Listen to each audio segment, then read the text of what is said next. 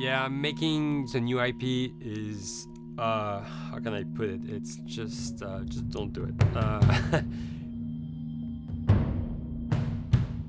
It's insane. I mean, it's a very difficult process. You have more questions than you have answers, especially when you come from like you've been making Uncharted 1 and Uncharted 2, just kind of like now like things are going, you just kind of like good momentum, and then suddenly that momentum like just drops, it stops. It's a very challenging process to create a new IP, and you're gonna fail over and over again, but that's what it takes. New IPs are really hard. They're hard because you don't know what's fun yet. You're building new tech, new AI, establishing new characters, new art, all this. You don't get that controller in your hand for like 6 months to a year. You don't know what it is yet. I remember like ages ago coming on the project and what are the Infected gonna do? Like, what are they gonna do? They're gonna behave like this. I'm like, okay, we're like trying to imagine what's gonna happen. Fast forward like 4 months, they don't do that at all because it didn't work, right? It's hard mode, right? Like it's game development on expert. There's a big thing about making a game, right? Which is a game has to be fun. You get your first build where everything's working. You got player mechanics. You can walk around the world. You can shoot. You can melee attack people. You've got the AI in there. They're very intelligent, very difficult, and it's totally not fun because they snuck up behind you and murdered you in a second, and there was no way to figure out what was going on. We're making a game, by the way. Hey, James.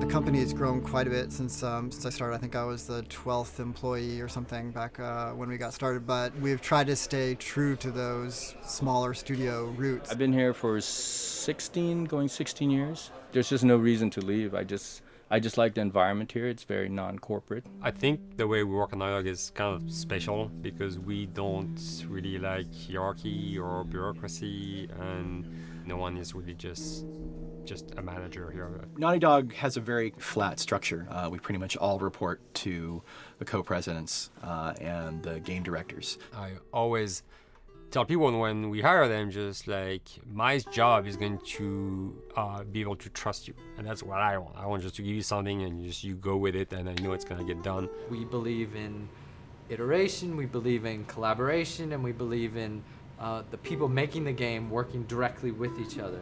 When we have designers and artists, animators all mixed up, anybody that's working on the same tasks, the same characters, the same areas, put them next to each other so they can communicate a lot better. We don't have a lot of meetings because if you need something to get done, you just walk over and you talk, and then you go back to your desk and you finish it up.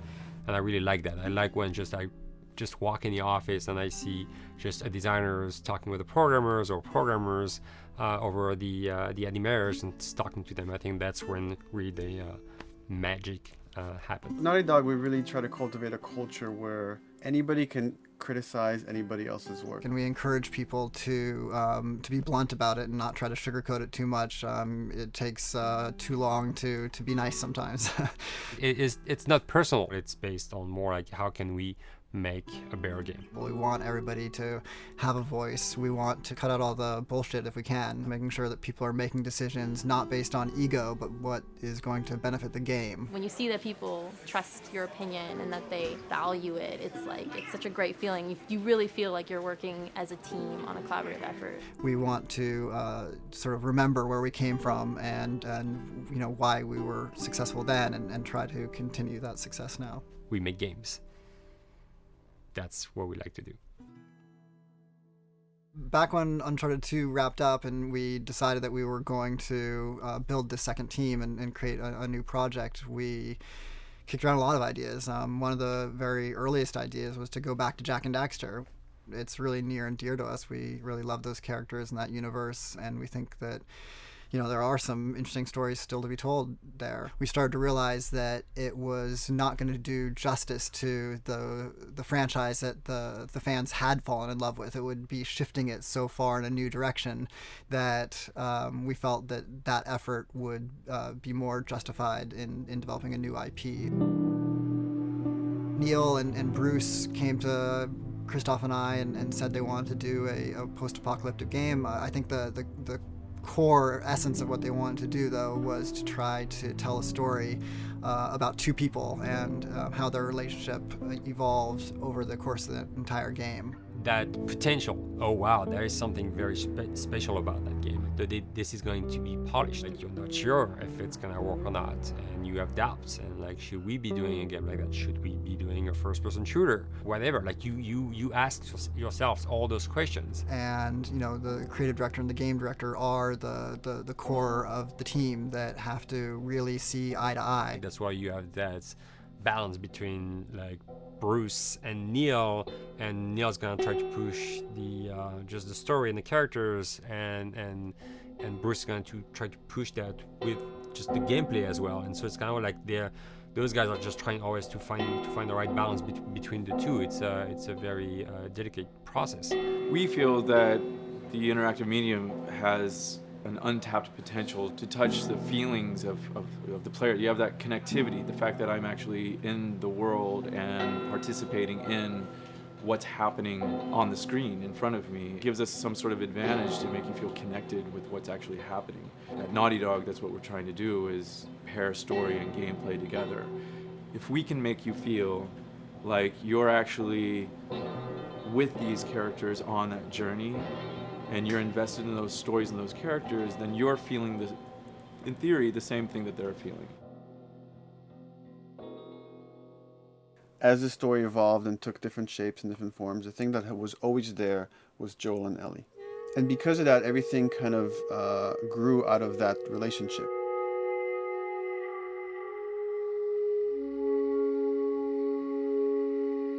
We've seen kind of that role of the anti-hero change, especially over the last 3 to 5 years, to where before it was like, the thick-neck mercenary kind of guy.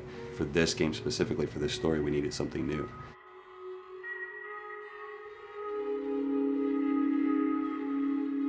The reason we didn't want to make Ellie Joel's daughter from the get-go is because it wouldn't have anywhere to go. Of course, at that point, he'd be willing to do anything for his daughter because that is what a dad would do for his daughter. They didn't even know each other at the beginning of the story. Then we start from scratch. It's almost like the player has the same relationship to Ellie as Joel does. And we could take our time to build that relationship between these characters.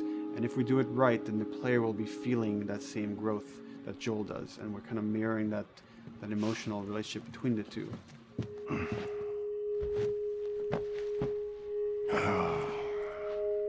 What are you doing? Killing time. Well, what am I supposed to do? I am sure you will figure that out.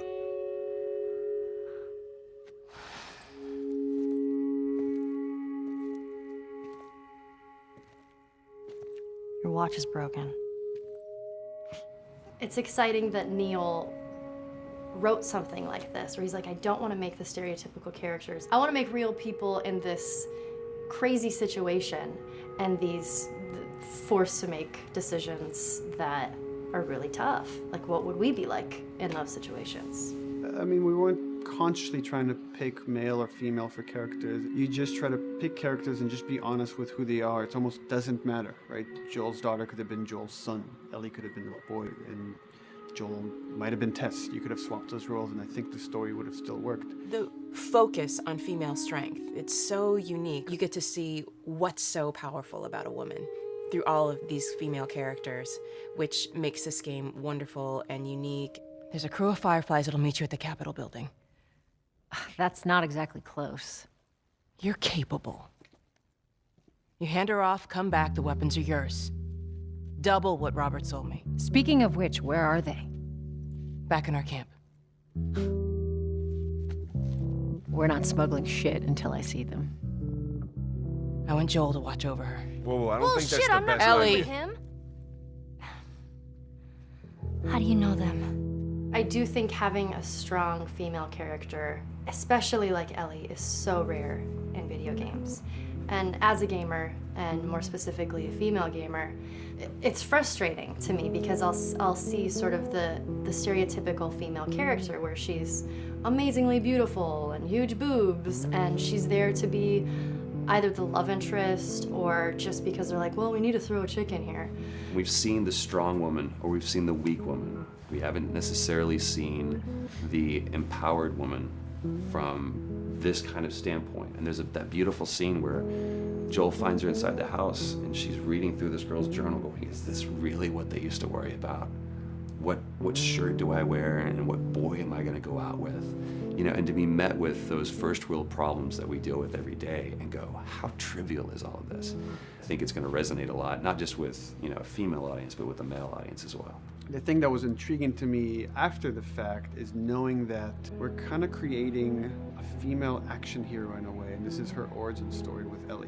To sort of be such a strong female character that is completely normal looking, regular t-shirt and jeans, and she's 14 and she is still a total badass, is really exciting to be a part of that. There's so few non-sexualized women in video games, especially in the main role, that we were kind of proud that we were creating one. It's very complex, and without the players knowing it, she becomes the protagonist by the end of the story. And that's why she's in the front of the box, and that's why we've been promoting the two of them together so much. Who's there? It is a dual protagonist game, and yeah, I guess I get nervous to think about it in that way.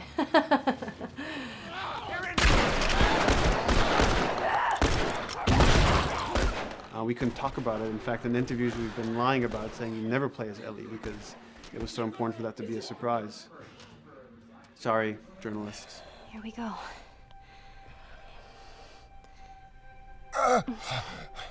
Sorry. Hold on. That's it. The tone of the game was set pretty early on that we knew that we wanted to make a really grounded story. We knew that we wanted to make the player feel the sense of tension and dread and go through the same emotional roller coaster that Joel and Ellie were going through. One of the things we kind of struggled with is to say, well, if we want to really ground this world and make it so like realistic, maybe we shouldn't have anything that could be perceived as a monster. Maybe like by just having an infection that just killed people, and it's all about humans and how they deal with this post-apocalyptic society and how different people decide to survive. Maybe that would be enough. And what we realize is because we're making an action game, a lot of the storytelling happens on the joystick. And once we remove the infected, it's like all of a sudden now we can't tell the story through gameplay of what happened to the world. And that's where we kind of went back and kind of brought the infected back in, because it lets you see, once you're fighting them, the threat that people had to deal with, that otherwise would just be very cerebral and people could talk about it, but you couldn't necessarily experience it yourself. In a novel, that might work. In a game for us, specifically an action game, it didn't work. And from there, when we start kicking around those ideas, and we're just like, what would be cool just to play? The early inception for it really came from a BBC video we saw called Planet Earth, where they were talking about a cordyceps fungus. This cordyceps fungus gets inside of the brain and controls these ants, and mandibles start chomping, they grow up to higher areas, cordyceps fungus sprouts out, and then it germinates. And essentially uses them to spread its infection and take over whole colonies, sometimes wiping them out. As soon as we saw it, we were intrigued by the idea of, what if it jumped to humans?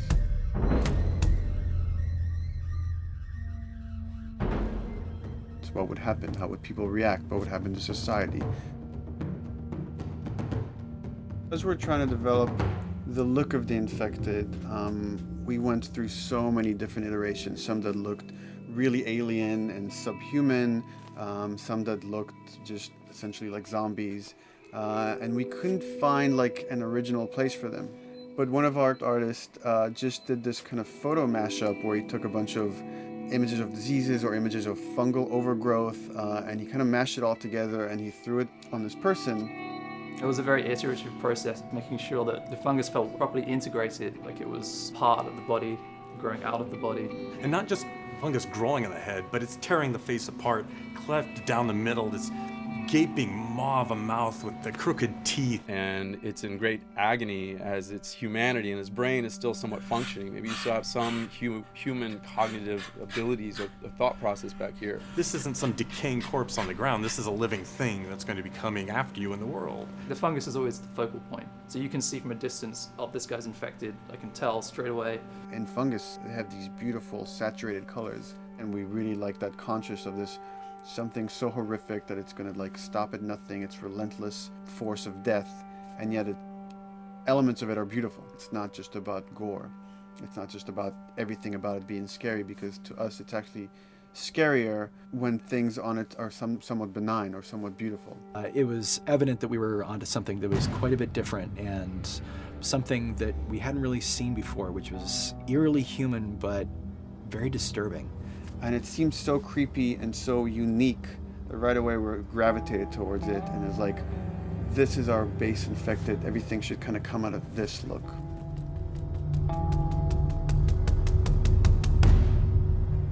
So once we had this idea of the face-splitting kind of look that eventually became what we called the clicker stage. We went to great lengths to create a full biological cycle for these things. So in the early stages, you don't actually see too many signs of the fungus surfacing out of the skin. It's kind of underneath it, like people have lumps starting to show. The eyes will be kind of cloudy or lopsided because the fungus kind of originates inside the head. That moves into the next phase, which is the clicking phase. And if they mess with the eyes, we end up saying, well, how do they get around? Oh, echolocation. And they use a form of echolocation to track down their enemies. Just like bats, or even some blind people can see by making a clicking sound, a sound that on its own wouldn't be very scary. And then to associate it with something that people in this world are very fearful of, so that as you're exploring an environment, all of a sudden you hear this click, and you're seeing everybody just get frightened, just everybody duck, everybody hushes. Great.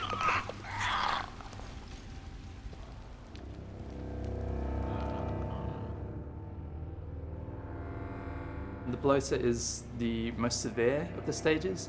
So large pieces of the body has been replaced by these kind of fungal plates.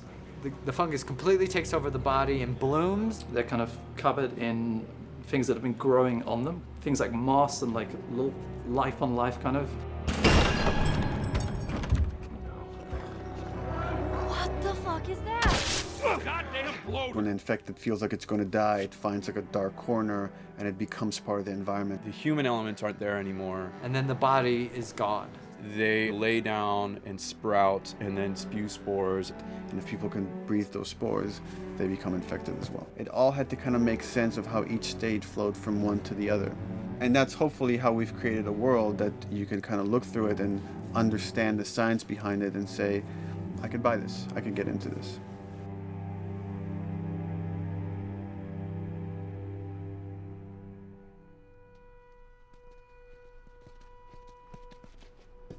Mandatory evacuation. Evacuate to where? What do you think?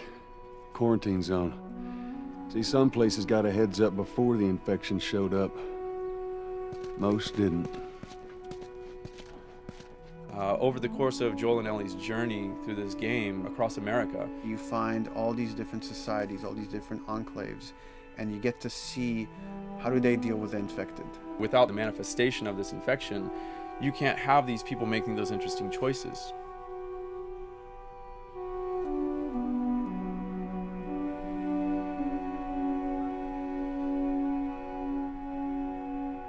The world we decided was actually its own character, really grounded with a lot of texture. What happens, after 20 years of the fall of man, when no one's taking care of anything? This book called The World Without Us describes in detail how much fighting on a day-to-day basis we have to do to keep nature back. And once you stop doing that, how quickly nature can reclaim that. As they talk about New York and how every day they pump water out of the subway system. That system breaks down. Within 2 days, a whole city is flooded. And once water gets introduced, then structures collapse pretty quickly. Trees will sprout and wind will carry those seeds over and gutters get clogged. And then when it rains, water fills up and then pretty soon you have vegetation growing over there. And once you have vegetation, concrete breaks pretty easily for when there's a tree and roots breaking through that. Even some of the stuff we did on Uncharted, exploration of how temples were ruined. What if you took those ideas and put them in Pittsburgh or Boston? And obviously right when that happened, you can imagine that being pretty terrible to look at. But you think about 20 years later, and with rainwater filling up those sinkholes and then those becoming like little marshes with lily pads in them. We had this wonderful piece of concept art we developed really early on, and there are all of these wild animals that have escaped from a zoo and over the past 20 years have bred, and now they have herds roaming these cities. And that's something that tells you that life goes on and this world is worth saving.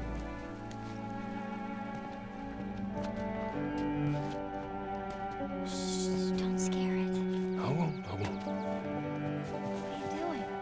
There's something really pretty about nature reclaiming its domain once we are gone. So fucking cool. We have another level of OCD of the logic goes into some of these environments.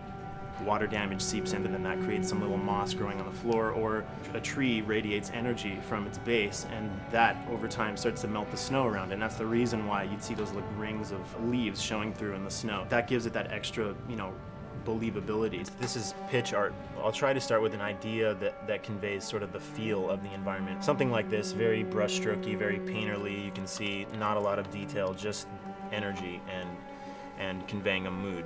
This is sort of just a conversation starter, and then this would be more of an actual space. So you start talking about, is this too tight of a space right here? Would the player even fit through there? Do we even want to include water? Those are conversations you start having a little bit later. And then it usually needs several more passes back and forth in order to be tightened up to be the experience that you would see in the final product. So, dude, I was actually trying to figure out right here, there should probably be some dead foliage. It might be cool to see some of the dead stuff around the edges of the green, or like even spilling out into the street. Maybe what we do is, in some of these areas, we use it as like a transition from the actual concrete to the side of the building. So like they're almost sitting on top of a bed of dead foliage, like that really rich kind of like orangey brown color. Sienna or something would be nice. Something real cheddary. That's how you know you're done. The end product often ends up being stronger because that bouncing back off somebody else gives you a result that maybe you wouldn't have even thought of in the first place. All right, here's the bridge. That's our way out of here. As far as concept art goes, definitely the ultimate goal is just helping everybody as much as possible. Me and the background artist will work together. I'll often just go to them because they've got like a really, really good like visual imagination. At some point, you came in almost like flat on. So that's kind of good because the bus station is right in your peripheral view, and you're probably going to enter the bus station. You're probably not going to get lost. But it doesn't at all utilize this cool architecture here, like the bus station sign. Like that's a really distinctive silhouette, and it's a really interesting sort of architectural detail. So we changed the entrance. Look at that. Another city, another abandoned quarantine zone. I think it's a better composition anyway. It's not so like symmetrical. And I think that was done so that this sign read better. If you didn't see the word bus on it, you might not know it's a bus station. So I think that helps. Everything we're doing in the environments is relating back to what you should be feeling in the story or what's happening to these characters. So is that everything you hoped for? Jury's still out. But man, can't deny that view. Come on, this way. When we first came up with Ellie and Joel, we had this idea in our heads of who they would be, but we didn't necessarily know the voice. It took us a while to find our Joel, but for Ellie, I think Ashley was the second or third candidate to walk in, and right away we knew. Yeah, you know Why are you so scared all of a sudden? Because I'm a coward, okay? So just get your shit and let's get out of here. Damn it. I'm not like her, you know. You think I'm gonna end up like your daughter? The way she delivered the lines, the way she just embodied that character is like, that's Ellie, there's no question about it. I saw the character artwork and I related to her a lot. I mean, she's kind of a tomboy and she's kind of tough, and I mean, obviously I'm not 14, and I think that's the main difference between the two of us. I read the scenes and I was like, I need to play this part. You want to be my hero? Forget the whole bit about saving my life. Find me a stack of these bad boys instead. Where'd you get that? Back at Bill's. I mean, all this stuff was just lying around.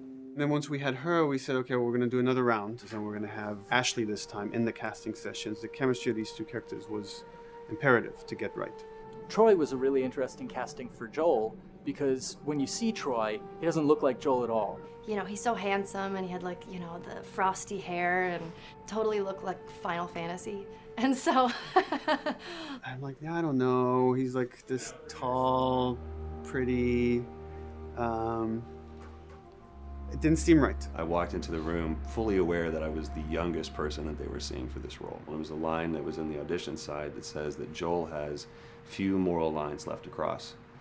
And so that became the anchor point to the character. But then as soon as he spoke and he had the grit in his voice, warm yet kind of dangerous. And his movement is just like you bought into it. Why are you so scared all of a sudden? Because I'm a big coward, okay? Now pack up your shit and let's go. God damn it.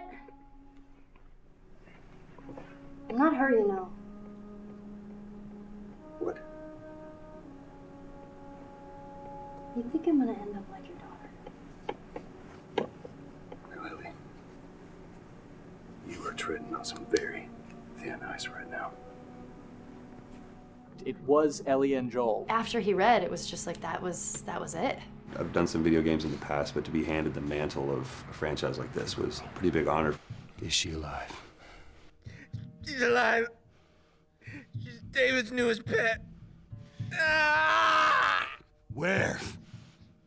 In the town. She's in the town. You mark it on the map. It better be the same exact spot your buddy points to. Neil pulled me aside one day, and he said, I have some ideas. And as you're well aware, Neil is a little twisted. He came up with this character, and, you know, I just jumped at it. It was such a departure from everything I've done here for Naughty Dog, to say the least. Name's David. This here's my friend James. We're from a larger group. Women, children. We're all very, very hungry. To be able to put on a voice that, you know, hopefully a lot of people won't know, won't notice that it's even me. Because we didn't want it to be Drake. Drake eating people, that's a whole nother game. How did you put it? Tiny pieces. See you tomorrow, Ellie. You know, certain voices that I can do wouldn't fit the David's artwork, but he showed me the art, and I said maybe it's something like this, where everything's, you know, it's very quiet, and just, you know, he's not really sure, and the voice can break a little. And he just looked and goes, yeah, that's it. So I'd love to tell you how we hashed it over and we talked. No, it just, I looked at the picture and I tried something. He said, yeah. A few weeks back, I sent a group of men out a nearby town to look for food. Only a few came back. And turns out that the others had been slaughtered by a crazy man. And get this, he was with a little girl. You see, everything happens for a reason. Claire. Ashley, she brought humor to it. She just has some really great comedic timing. The way she reacts to the things around the world with a little bit of sarcasm, that teen kind of like trying to get a rise out of you. Now watch your step as you're going out, because it's going to be a little... It just brought a certain levity to the story that the story needed. You didn't even realize it needed it until she started doing some of that stuff. Oh, I'm sure your friend will be missing this tonight. Mm-hmm. It's light on the reading, but it's got some interesting photos. Now, Ellie, that ain't for kids. Whoa! How the hell would he even walk around with that thing? Get rid of that. Well, hold your horses. I want to see what all the fuss is about. Oh, why are these all stuck together? I'm just fucking with you. Bye-bye, dude.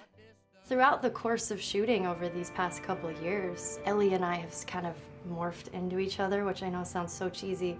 Neil always asks, he's like, well, what would you do in this situation? I think the most important thing that Ashley brought is a sense of capability to Ellie's character that wasn't there in the beginning. The very first thing we shot involved her being pulled out of a car and attacked, and Joel is supposed to go save her. It was written that Ellie sort of was just kind of watching on the side, just waiting till he was done, and I was a little frustrated because I was like, well, if this were real life, I would do something. We did a couple takes, and at some point she walked up to me and she said, I feel like I'd hit him. So we added in a part, like, right there off the bat, she's not just this damsel in distress. Right there, she wanted to fight back from her very first day of shooting. We didn't have it right initially. She needs to be more capable than initially we thought she would be, and actually that made us go back and rethink combat and rethink a lot of the areas in the game, and now she was going to take a much more active part.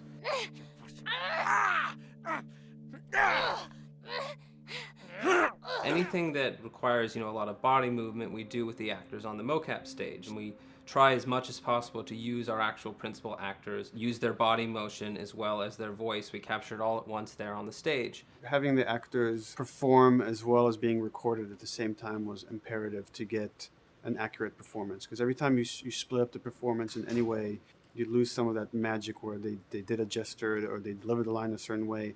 And those things have to be in sync, or there's just something subconscious that's like off-putting about the performance when you don't do it that way. You are treading on some mighty thin ice here. I'm sorry about your daughter, Joel, but I have lost people too. You have no idea what loss is. Everyone I have cared for has either died or left me. Everyone fucking except for you.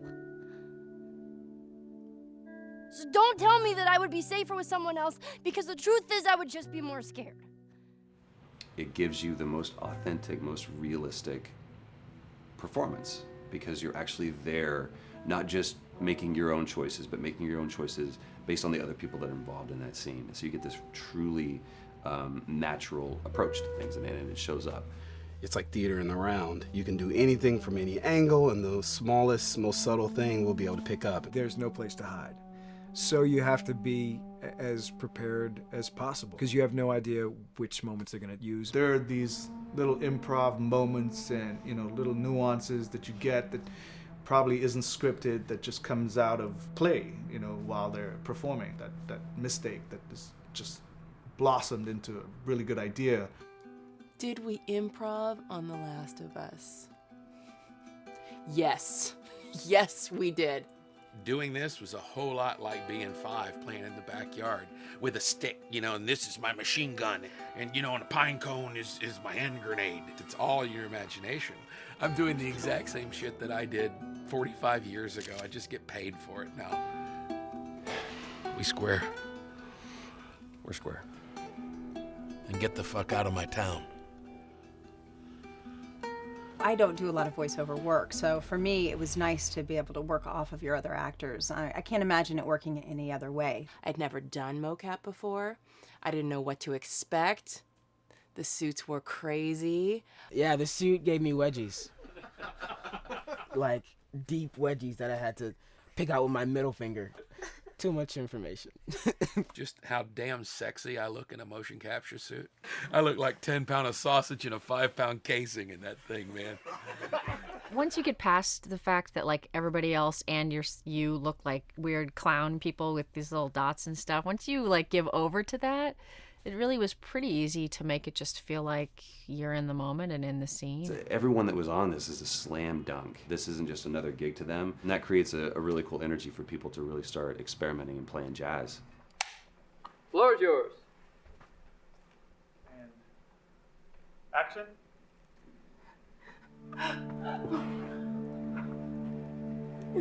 Get the fuck off of me! Oh, let her go. Don't worry, this is fixable. But I can't come with you.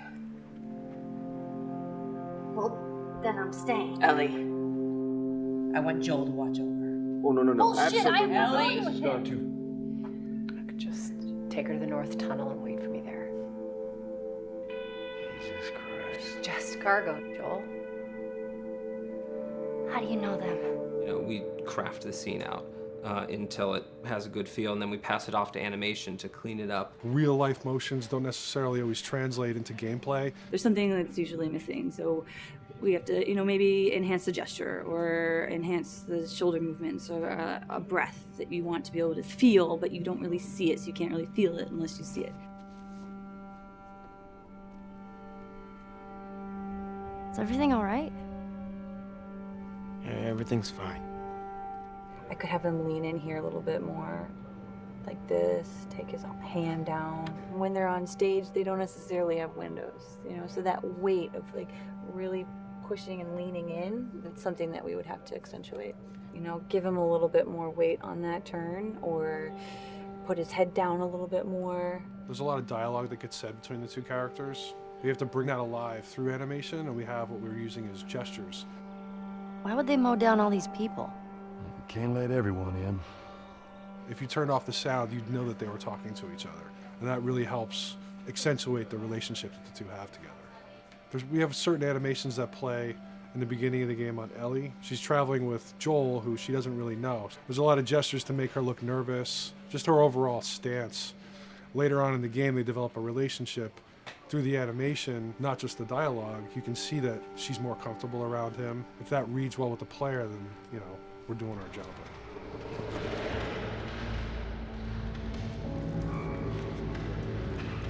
We want her to look scared when she gets a gun.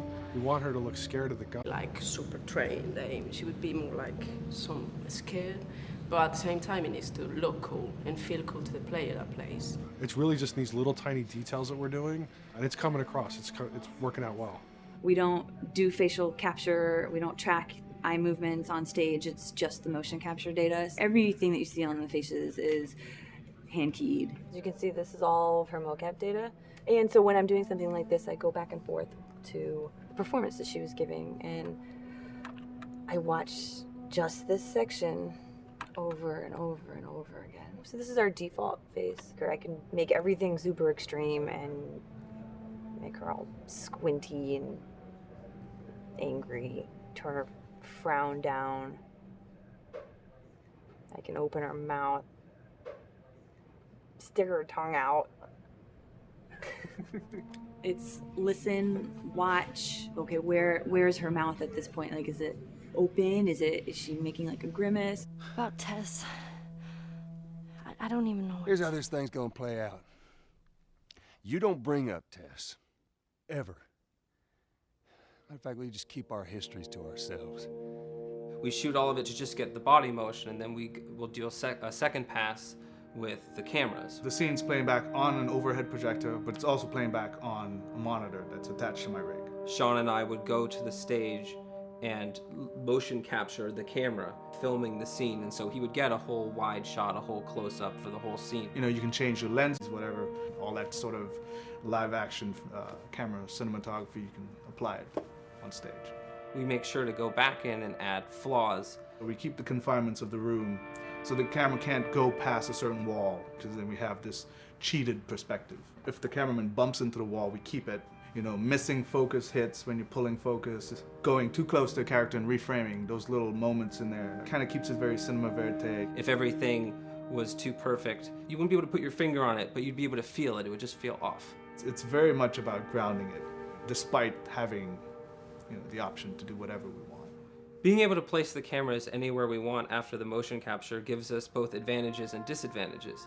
The biggest advantage is it means that we just have to nail the best performances we can get, and the luxury is that we can always swap it. The 3D world gives you limitless opportunities with cameras and movements, exposures, all that stuff. Most of these cameras are sort of set up like real world cameras.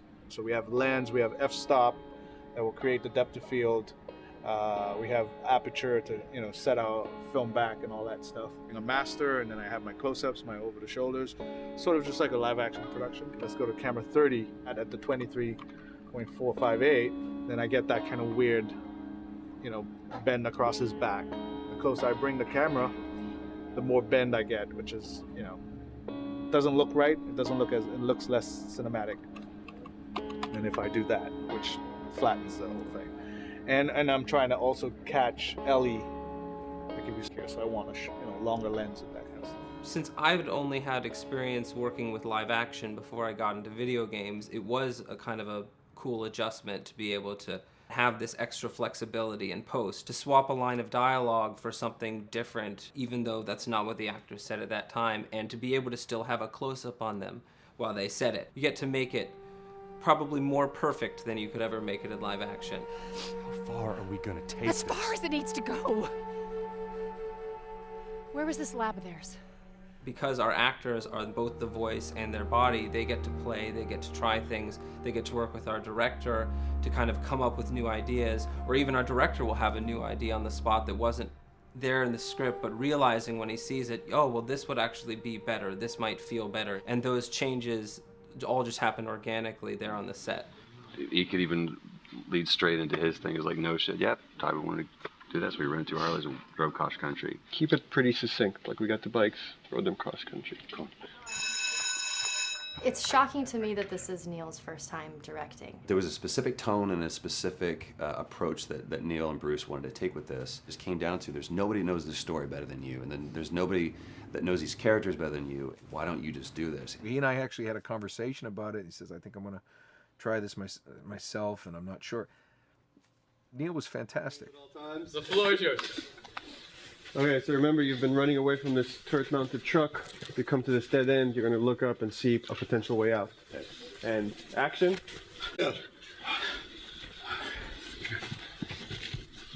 Yeah.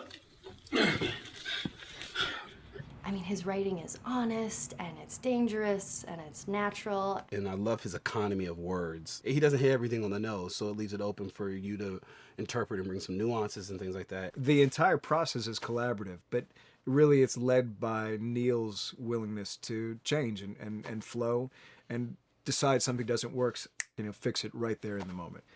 And it is something that's very foreign to the way that TV and film is done now, where everything has been micromanaged by the time you get it to the table read, and no one wants you to change anything, and everything's very precious and has been rewritten with notes from 20 people in suits, and you can't do that just anywhere in entertainment these days. Yeah, I want to make sure. I think I swung too far over to this way, and now it's a little bit of making jokes about it, and we need to bring it back to center a little bit. There's one scene in the game where we see Joel not as a ruthless survivor, but as a father. I knew from the very beginning that he was going to lose his daughter, and I just told Neil, I was like, when that day comes for us to shoot that, I need a heads up. About a week before, he said, it's time, we're going to do that scene. I was like, okay, because I knew that I was going to have to go to this place that you don't really want to go to as an actor. You want to find some aspect of reality that you can empathetically draw from, Troy and I were both kind of just like walking around for a while, and well, my grandpa died when I was 8. He was like my dad, and so that's always what I use to get into that place. I started recalling all those memories and starting pulling up all those feelings, and they're just right underneath the surface. When I walked back in, everyone realized that something was different. They kind of calmed down, You could feel the energy just drop a little bit more. It was brutal. I lose my shit. I mean, just completely break down. Don't do this, please, God, no. Oh, God, no.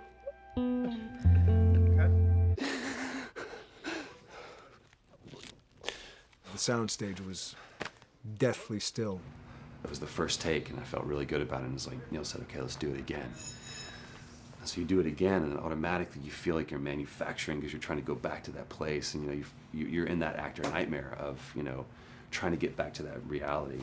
And we go through it again in 5th and 6th and 7th take, and I'm just exhausted. I'm crying between takes, and I'm looking at Neil going, this is really, really hard. And finally, after the 8th or 9th take, he said, all right, I think we got it. I was like, oh, thank God. And I went outside, and I was just jacked up for the rest of the day. Just a wreck emotionally. But we got it. Then 2 weeks later, he calls me. And he says, so we need to reshoot a scene. I'm like, cool, what scene are we doing? And he just looks at me. I said, dude, don't do this to me. throw your hands up in the air and say, fuck this, and walk away. Or you can say, okay, this is an opportunity to get it more right. I'm like, okay, all right, if you don't think you got it, I'm gonna show you that you got it. We've got it in the can. And so we go through it again, and it just feels fake, feels artificial. And Neil goes, go through it again. We start doing it again, and I'm getting madder and madder with each take. And finally, about the fourth take, Neil comes over to me, and I love him so much. He goes, so I'm picking up on some resistance. I was like, you're damn right you're picking up on some resistance. We've got this in the can already, and we're just wasting our time, and we're wasting all this effort and energy. And then he started talking me through the scene, and he was like, what I need you to do is I need you to just strip yourself of all these ideas, and I need you to hit this beat, and this beat, and this beat, and this beat, which just makes it sound so mechanical, and it's such an emotional scene. So we start going through it, and literally I am mindlessly doing these things at this point. Okay? I know it hurts, baby. I know. So I'm gonna lift you up. I'm gonna lift you up. I'm gonna get you over here. Come on, baby. Come on, work with me, please. God, baby. Sarah. Sarah! Don't do this to me, baby.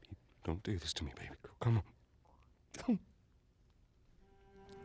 And he stops, he goes, now we got it. And I realized that the reason why I wanted that first take to work was because I wanted everyone to look at me and go, wow. And that's not what the scene needed. Those moments where you just have to sort of calm your ego down and just go back and do your work. That scene actually works, not because of me, but in spite of me. And that really is the marker and definition of working with a truly good director. There are many like it, but this one is yours. Why don't you have a seat?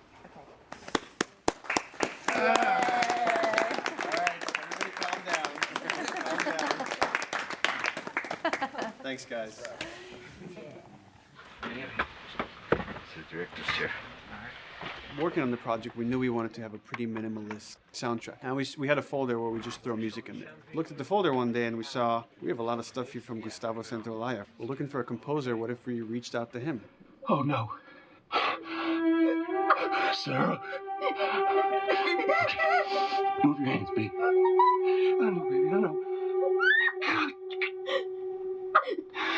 Listen to me, I know this one. You're gonna be okay, baby. Stay with me. I want to pick you up. I know, baby. I know it hurts. Come on, baby. Please. I know, baby. I know. Sarah. Baby.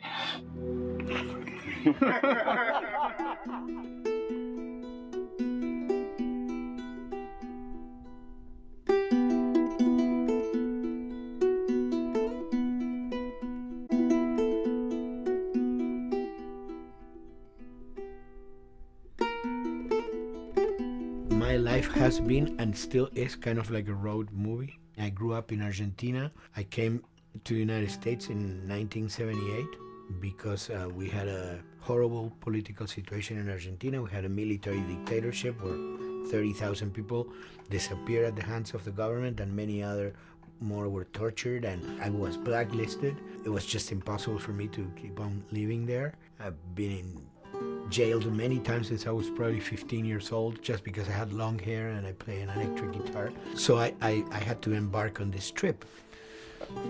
I can relate to that kind of need of movement and going to the next place and the next place and the next step. I'm always attracted to the possibility of getting involved with a project from the very beginning. I like to work from the script and talking to the director. It's never been, oh, give me a piece like this, or give me a music that's this. It's just been very high level. Here's what the story's about. Here are the themes. Go write some stuff.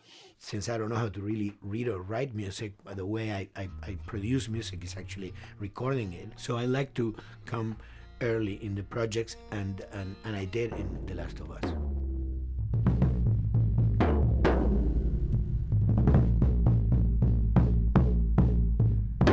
One thing that was fantastic from the very, very beginning was the freedom I felt could work, you know?